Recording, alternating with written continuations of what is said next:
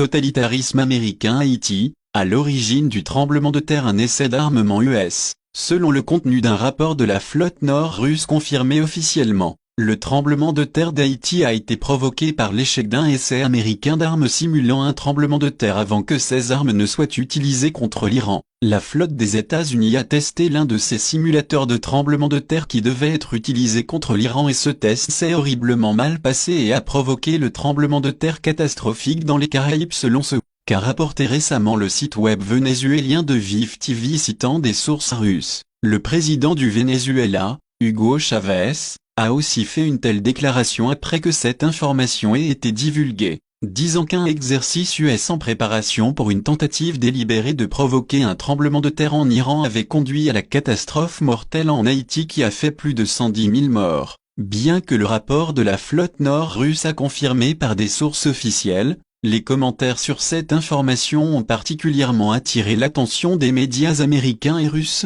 dont Fox News et Russia Today. Russia Today a rapporté que Moscou avait aussi été accusé de posséder et d'avoir utilisé des armes identiques. Selon Vive TV, le rapport russe non confirmé dit que ce mois-ci les US ont effectué un essai identique dans l'océan Pacifique, qui a également provoqué un tremblement de terre de 6,5 dans une zone près de la ville d'Eureka, en Californie. Le tremblement de terre de Californie n'a fait aucun mort ni aucun blessé mais de nombreux bâtiments ont été endommagés. Le site internet d'information vénézuélien a dit que le rapport parlait également de la possibilité que la flotte US pourrait avoir eu une connaissance totale des dégâts que cet essai pouvait causer. Le rapport émet aussi l'hypothèse que sachant cela l'armée US aurait prépositionné le vice-commandant du commandement sud-US, le général P. Kakean, sur l'île pour qu'il puisse superviser les opérations d'aide si nécessaire. Selon ce rapport, le but ultime de ces essais d'armes simulatrices de tremblements de terre c'est de provoquer toute une série de tremblements de terre mortels en Iran pour renverser l'actuel régime islamique dans le pays. On pense que ces essais font partie du programme USHARP High Frequency Active Auroral Research associé à de nombreuses théories dites de conspiration.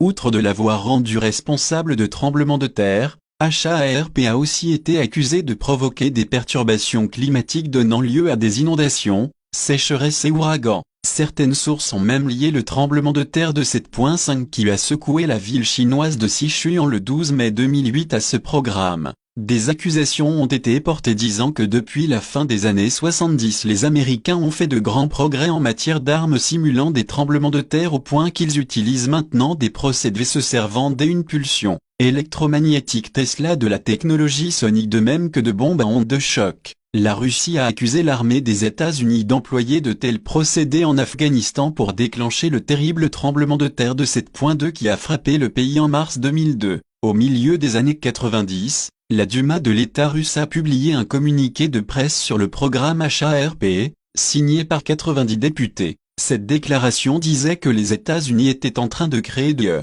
nouvelles armes géophysiques intégrales qui pourraient influencer le milieu terrestre proche avec des ondes radio de haute fréquence. La signification de cette avancée qualitative en matière d'armement pourrait être comparée à la transition des armes en fer aux armes à feu, ou des armes conventionnelles aux armes nucléaires. Ce nouveau type d'armement diffère des précédents en ce que le milieu terrestre proche devient tout à la fois un objet d'influence directe et son composant expliquait la déclaration. En 1997, le secrétaire à la Défense William Cohen avait aussi exprimé des inquiétudes concernant ces activités en disant que cela pouvait altérer le climat, provoquer des tremblements de terre, des éruptions volcaniques à distance par utilisation d'ondes électromagnétiques. Cependant, le gouvernement US a choisi de rester sur sa position disant que la HARP est simplement un programme visant à analyser l'ionosphère terrestre dans le but de développer des technologies de communication et de surveillance.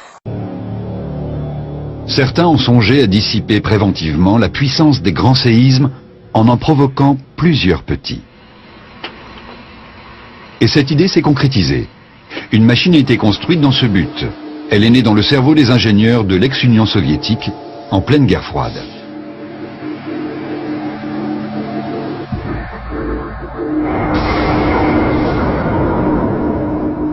Conçue pour fournir une nouvelle source d'énergie, la machine à tremblement de terre avait la puissance d'un petit réacteur nucléaire. Les sismologues voulurent s'en servir pour mesurer l'épaisseur de la croûte terrestre. Le principe de cette expérience était le suivant. En traversant un puissant champ magnétique, l'échappement d'une tuyère de fusée provoquait des sortes de coups de foudre capables de se propager jusqu'à 50 km de profondeur. Ce qui se produisit alors les étonna beaucoup. La Terre répliqua par des micro-séismes.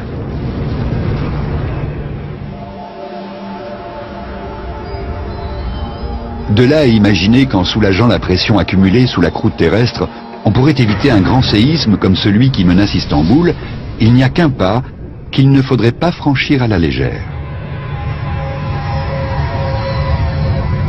Car si une telle machine était positionnée sur une faille tectonique, nul ne sait ce qui pourrait advenir. Peut-être une incontrôlable réaction en chaîne de tremblements de terre et de tsunamis dans le monde entier.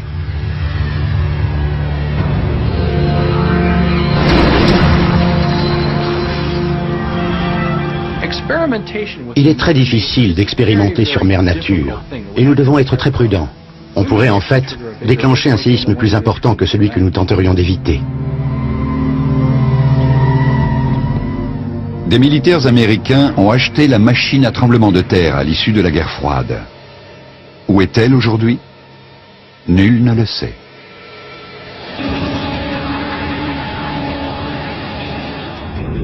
Mais cet invraisemblable engin n'est pas notre unique espoir, ou notre seul cauchemar. Depuis longtemps, les hydrologistes ont observé que des forages très profonds peuvent générer des microséismes quand l'eau pénètre dans les puits. La chaleur du sous-sol la transforme en vapeur, qui en se dilatant écarte les petites failles dans le terrain et provoque le glissement des plaques alentours. Comme avec la machine soviétique, l'objectif est le même, provoquer de petits séismes à la place d'un grand. Et la question est toujours de pouvoir en contrôler le processus.